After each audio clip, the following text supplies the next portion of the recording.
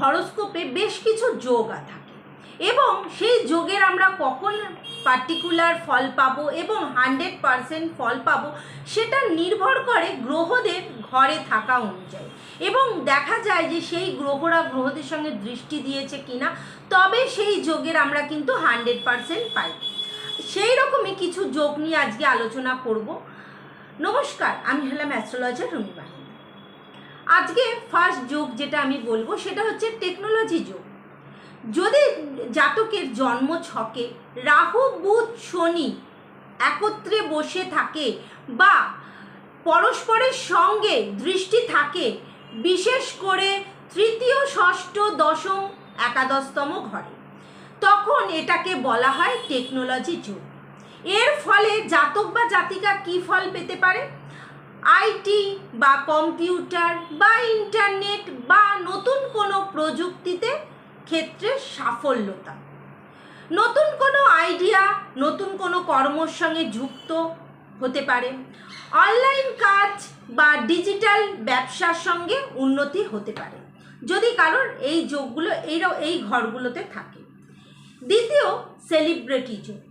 যদি রাহু শুক্র চন্দ্র শক্তিশালী হয় এবং প্রথম পঞ্চম সপ্তম দশম ঘরে থাকে, তখন একে বলা হয় সেলিব্রিটি যোগ। তার মানে সমাজের জনপ্রিয়তা, মিডিয়া, অভিনয়, সোশ্যাল মিডিয়া এবং গ্ল্যামারাস জগতের খ্যাতি, মানুষকে আকর্ষণ করার একটা তার মধ্যে ক্ষমতা থাকবে, এবং যাদের এই যোগ থাকে তারা অবশ্যই সেলিব্রিটি হবেই হবে। এবার আসছি বিদেশ যোগ। যদি রাহু শনি বা চন্দ্র দ্বাদশ ঘরে বা নবম ঘরের সঙ্গে যুক্ত হয়, অনেক সময় শক্তিশালী হয়ে বসে থাকে, তখন বিদেশ যোগ বলা হয়। এর ফলে জাতক বা জাতিকা কী ফল পায়? বিদেশে ভ্রমণ বা বসবাস, বিদেশের কাজের সুযোগ, বিদেশে থেকে অর্থ লাভ করতে পারে যেসব জাতক জাতিকাদের ছকে এই যোগগুলো থাকে। এবার আসছি রিসার্চ যোগ। যদি কেতু শনি বৃহস্পতি অষ্টম ঘরে বা দ্বাদশ ঘরের সঙ্গে যুক্ত হয়, তখন সেই জাতক বা জাতিকার মধ্যে একটা রিসার্চ করার একটা মনোবল তৈরি হয়। তাদের মধ্যে কি আসবে?